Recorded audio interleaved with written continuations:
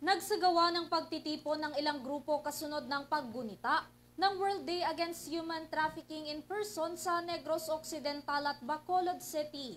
Ito'y para ipakita ng ilang grupo ang kanilang hakbang para maitaas ang kamalayan sa human trafficking at ang epekto nito sa tao at lipunan.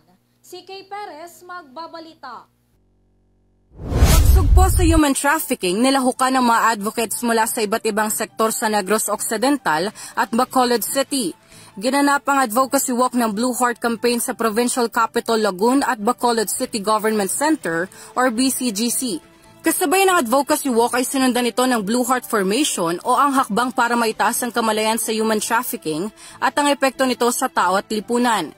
Isang forum din ang ginanap para talakayan ang mga mahalagang punto ng Expanded Anti-Trafficking in Persons Act of 2022 at 2012 at ang Anti-Trafficking in Persons Act of 2003. Kasama ang panel discussion sa pagtugon sa human trafficking sa panahon ng programa. Paalala naman ni Gobernador Eugenio Jose Lacson na ang human trafficking ay hindi lamang isang krimen, kundi isang uri ng pang-aalipin at malubhang paglabag sa karapatang pantao na kinakailangang wakasan. Isinusulong ng World Day Against Trafficking in Persons ang iisang nasyon, iisang aksyon sa bagong Pilipinas, tapusin ang human trafficking ngayon.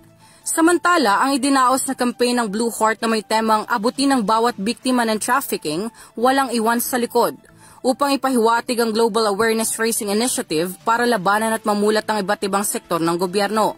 Mula sa tagapagpatupad ng batas, serbisyong publiko at lipunang sibil upang mapaghusay ang mga batas na nagsusumikap na wakasan ang impunity at masuportahan ang mga biktima sa bansa. Para sa EuroTV News, ako si Kay Perez, sumasaludo sa bawat Pilipino.